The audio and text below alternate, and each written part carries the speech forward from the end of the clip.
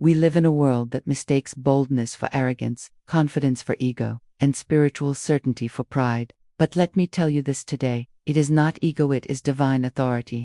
You were not born to cower. You were not sent here to whisper your prayers and hope for scraps from the banquet of life. No, you were born in the image of the infinite, and the voice within you that's still, firm, commanding voices, not your ego. It is your divine self calling you to rise.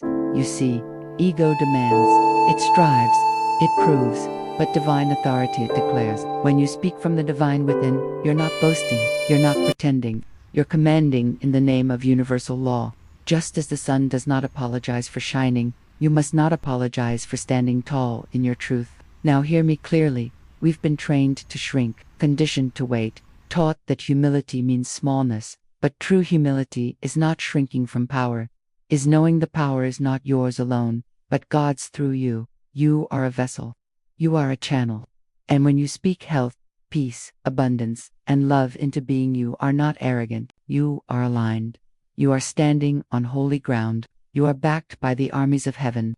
I tell you now, the moment you claim your authority, the universe rushes forward, doors swing open, walls crumble, the crooked is made straight. Because divine authority doesn't knock, it enters. When you walk into a room filled with fear, you bring the presence of God. When you face lack, you speak the word of abundance. When the world says no, your spirit says yes, and heaven echoes back, so be it. This is not a fantasy. This is not mere optimism. This is law. And the law says, what you speak with divine knowing must be made manifest. So lift your head, straighten your back, silence the voice that says you are too much. You are not too much. You are more than enough. Stop playing small to comfort the crowd. Stop asking for permission to shine. Stop calling it ego when it's God speaking through you. You are not here to beg. You are here to decree. Say it with me. I do not walk alone. I speak with divine authority. What I claim in faith, I receive in form. Because it is not ego. It is divine authority, and I will not apologize for it. Amen. The ego is loud. It argues, it insists, it clings to identity, and it constantly seeks validation from the outside world. It says, look at me, approve of me, agree with me. It wants to be seen as powerful, but deep down, it's always afraid of being found out, afraid that its power is a mask, a performance, a borrowed crown. The ego is desperate to be heard, because it does not trust that its voice carries any true weight. So it demands, it forces, it fights, and yet, in all its noise, it is deeply unsure. Divine authority, on the other hand, does not raise its voice. It does not struggle or strive. It does not need the applause of the crowd. Divine authority speaks once and the universe listens. It speaks from stillness, from alignment with the infinite, from the knowing that all is already done, in spirit. It does not ask for permission. It does not justify itself. It simply declares, and the declaration becomes law. Where ego tries to impress, divine authority expresses, and that expression carries the vibration of truth that cannot be shaken. You see, the ego tries to control the outer world to feel safe.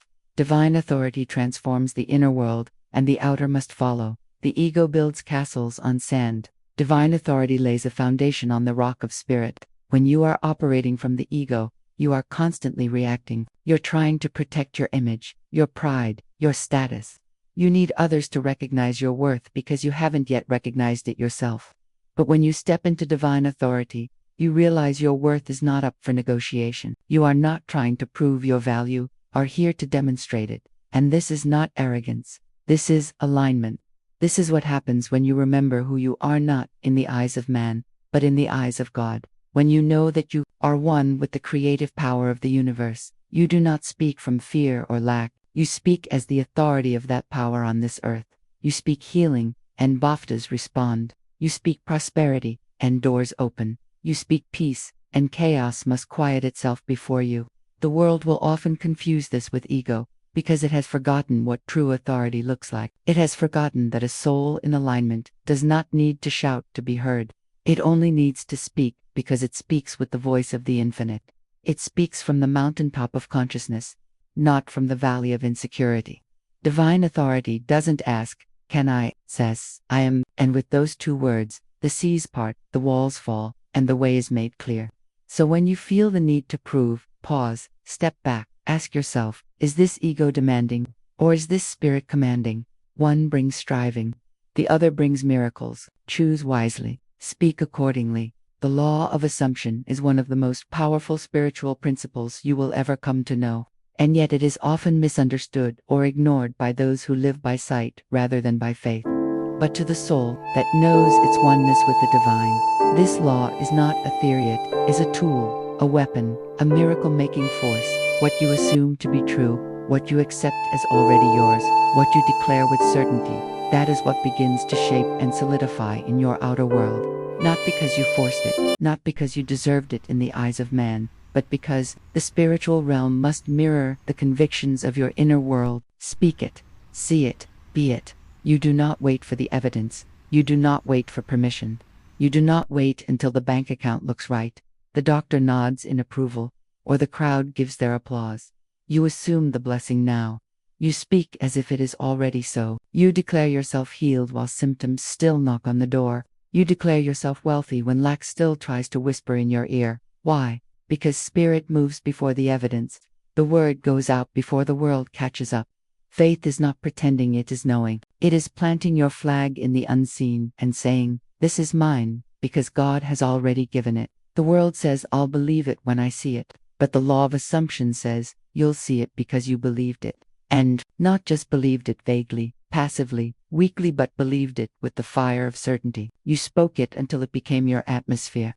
You saw it in your inner eye until it became more real than what your natural eyes could show you. You walked in it. You thanked God for it. You became the version of yourself that already had it. This is not wishful thinking. This is spiritual authority. This is how the unseen becomes seen.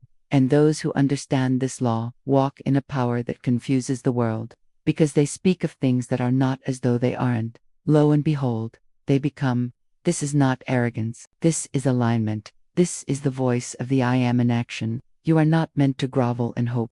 You are meant to declare and receive. The kingdom is voice activated. Your word is the wand. And every time you assume something as done, and live as if it were so, the entire spiritual universe begins rearranging circumstances to match your inner conviction. The angels move, the energy shifts, the doors open. But you must be firm. You must speak without doubting. You must act as though God has already delivered, because in spirit, it is already done. There is nothing to wait for. Speak it boldly, see it clearly, be it fully, and watch the world rise up to meet the power of your assumption. False humility is one of the greatest enemies of spiritual progress.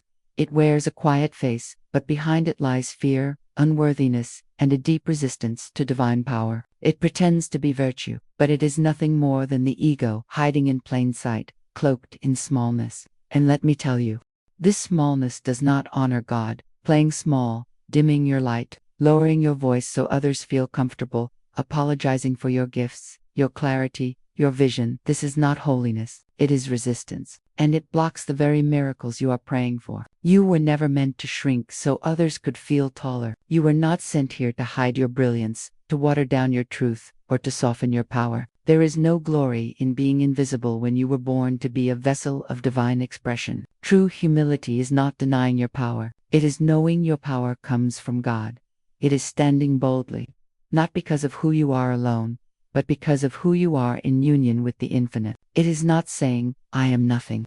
It is saying, "I am nothing without spirit, but with spirit, I am everything I need to be."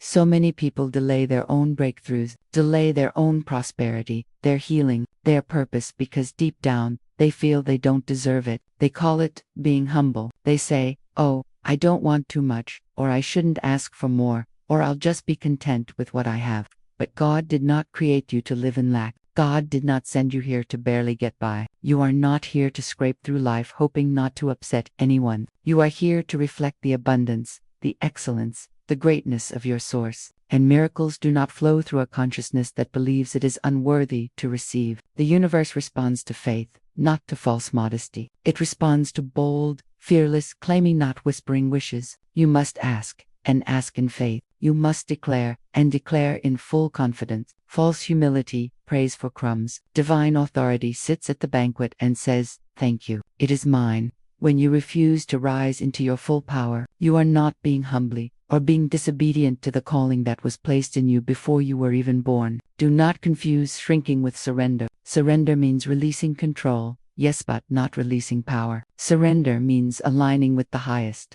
not abandoning your own voice. There is a place in this world that only your voice can fill, a light that only you can shine. And when you step into that space boldly, miracles rush in, opportunities open, favor finds you. Because God does not work through cowards. God works through those who own their divine identity and dare to live like they are loved, guided, and fully backed by the heavens. So stop apologizing for being powerful. Stop mistaking fear for humility. Stand tall, speak boldly, receive fully, because you are not asking for too much. You are asking for what was already yours. When you walk in divine authority, you never walk alone. Though you may not see them with your natural eyes, you are surrounded, supported, and upheld by forces greater than anything this world can offer or understand. You are backed by the armies of heaven. You are not merely one small person navigating life. You are a spiritual being, empowered by the full weight of the infinite, aligned with the laws of divine order, and flanked by unseen allies who go before you, make the crooked places straight, and fight battles you never even knew were raging. There is no such thing as a solitary child of God. From the moment you step into your divine identity, you step into divine protection. When you speak the word with authority, when you claim your good in faith, when you declare what Spirit has already promised, you activate an invisible network of divine intelligence that begins moving on your behalf. Doors open, paths clear, people show up, resources arrive, not by accident, not by luck but by law. The law of Spirit, the law of right action, the law of compensation, all begin to operate in harmony, because you've dared to believe. And oh, how bold faith moves heaven. When you speak not with doubt, but with knowing, the heavens take notice. When you stand in the midst of fear and proclaim, all is well, angels stand at attention. When you declare healing in the presence of symptoms, when you speak abundance in the midst of lack, when you say yes to your calling while the world offers you nothing but no, you are not just speaking into the air. You are sending out a spiritual signal that commands the entire divine infrastructure to respond. The world may try to make you feel weak, alone, unsupported, but the truth is, you are surrounded by a cloud of witnesses, a host of angels, and the very power that spun the stars into place. You are not begging for scraps. You are standing in royal authority. You are the mouthpiece of the divine. When you walk into a room, your energy precedes you, because heaven walks in with you, favor walks in with you, power walks in with you. Too often we forget that the spiritual realm is more real, more permanent, more powerful than anything in the material world. What you see is temporary. What is unseen is eternal. And when you trust in that unseen realm, when you trust that you are backed, defended, and resourced by Spirit itself, you stop shrinking in fear and start walking in boldness. You stop asking, "Can I?" and start declaring, "It is done." You were never meant to figure it all out alone. You were never meant to carry the burden without help. Help is always present. Forces are always moving. Just because it is invisible does not mean it is inactive. Speak the word, move forward, and know with absolute certainty, you are not alone. You are backed by the armies of heaven.